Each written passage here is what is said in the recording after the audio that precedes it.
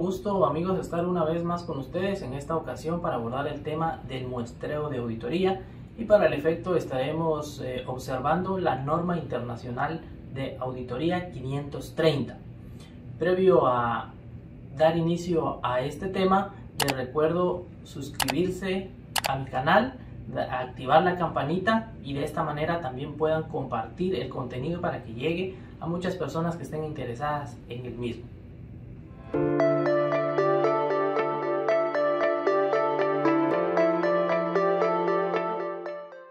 Bueno, el muestreo de auditoría, ¿para qué lo utilizamos o en qué circunstancias lo podemos utilizar? Usualmente es una técnica de auditoría que nos permite extraer una muestra de unidades monetarias, de transacciones, de facturas, de cheques, según las circunstancias, para que nosotros podamos realizar pruebas de auditoría, procedimientos de auditoría que previamente hemos planificado realizar para obtener evidencia de auditoría. En circunstancias cuando de pronto no podemos encontrar una área de los estados financieros donde tenga una uniformidad, donde no tenga de pronto una consistencia, pero es por las razones mismas o la naturaleza misma de esa área, nosotros utilizamos entonces un muestreo para extraer entonces ciertas transacciones y poder realizar esos procedimientos que nosotros hemos considerado. Para el efecto y para que entendamos un poquito de una mejor manera el contenido, vamos a analizar algunas definiciones que son importantes tenerlas en cuenta para entender entonces de esta manera el tema que vamos a desarrollar.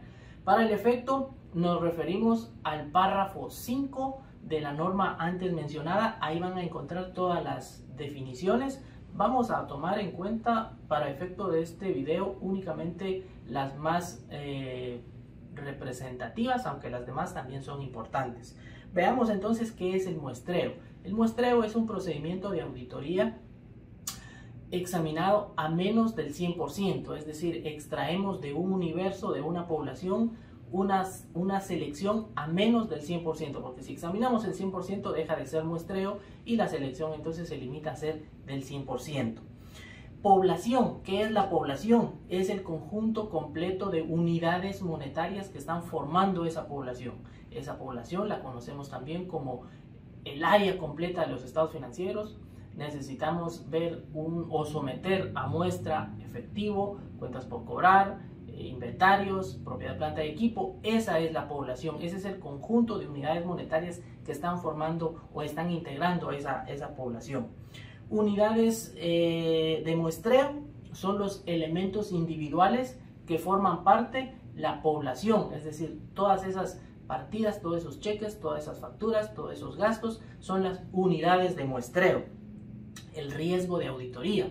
El riesgo de auditoría es al que está sujeto el auditor de llegar a una conclusión basado en las muestras que ha examinado y que ese resultado podría diferir en alguna u otra forma si el auditor hubiera examinado el 100% de esa población. Ese es el riesgo de muestreo, el cual está implícito dentro de las normas internacionales de auditoría tomadas en su conjunto. Estratificación. Bueno, la estratificación es una división de una población en subpoblaciones, es decir, usted va a partir de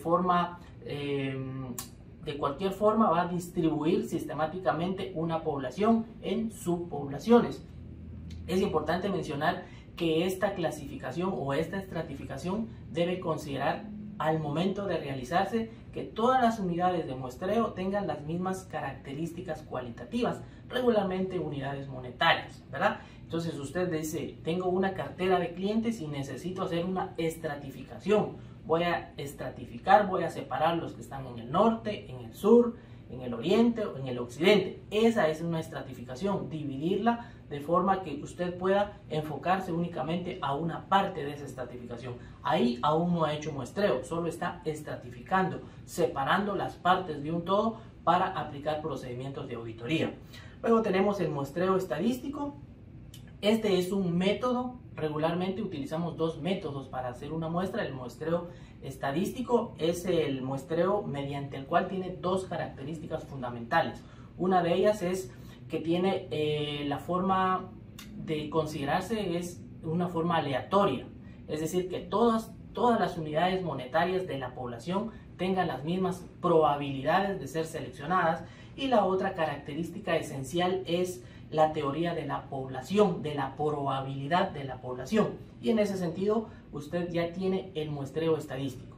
El muestreo no estadístico es lo contrario de lo que acabamos de decir, es decir, que no tiene las mismas condiciones que acabamos de mencionar. Bueno, esas de forma general las definiciones que tenemos que considerar. Ahora veamos entonces el diseño y el tamaño de la muestra.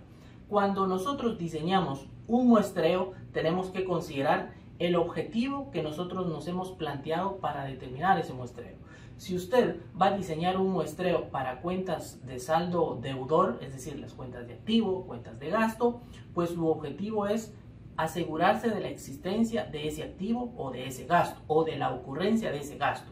En ese sentido, usted tiene que diseñar adecuadamente el muestreo. Si usted pretende hacer un muestreo para cuentas de saldo acreedor, como proveedores, como ingresos, usted está buscando la omisión de posibles transacciones. No va en busca de la existencia de las mismas. En pasivos, en ingresos, no nos preocupa tanto lo que ahí esté, nos preocupa lo que no podría estar. Y en ese sentido, usted tiene que diseñar adecuadamente su muestreo para no utilizar, en el caso de proveedores, por ejemplo, no podría utilizar una integración porque ya las omisiones, las transacciones que intencionalmente se han dejado fuera, ya no las va a poder cubrir, no las va a poder identificar en ese muestreo. Entonces tiene que utilizar un registro auxiliar, un documento o una información que sea distinta a lo que está en la integración, y de esa manera pues usted va a poder diseñar adecuadamente su muestreo, porque a medida que diseñe bien el muestreo, pues esos van a ser los resultados que se van a reflejar al final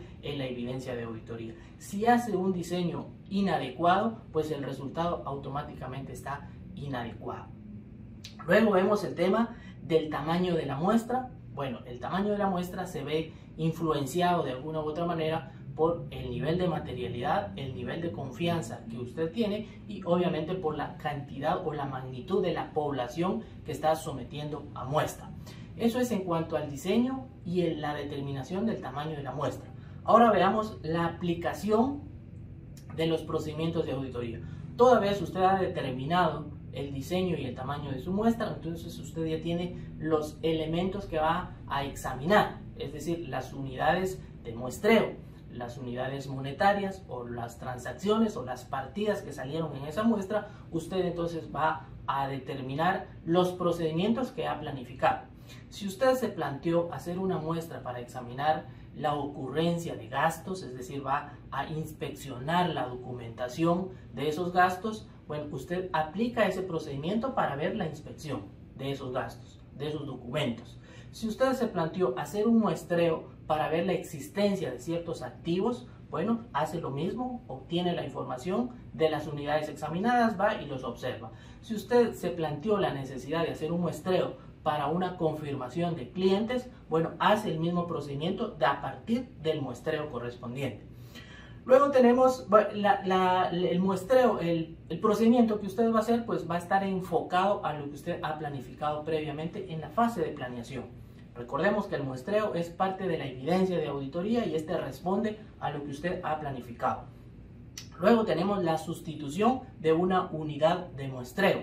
Si por circunstancias muy particulares, que no son muy frecuentes, pero si se llegaran a dar, alguna unidad de muestreo no es posible aplicar el procedimiento, primero tenemos que identificar el origen, luego tenemos que documentar la sustitución del por qué vamos a sustituir una transacción o una operación que ya salió en el muestreo.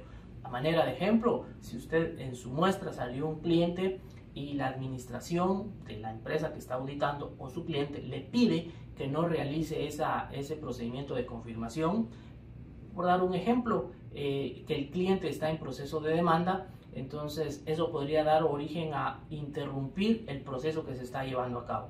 Usted de inmediato tiene que asegurarse que efectivamente ese sea un proceso real, que sí efectivamente está en poder de los asesores legales de ese procedimiento. Cuando usted concluye que eso es hasta cierto punto razonable y correcto, pues simplemente lo documenta y sustituye esa transacción. Luego tenemos las limitaciones o las incorrecciones derivadas del procedimiento de muestreo.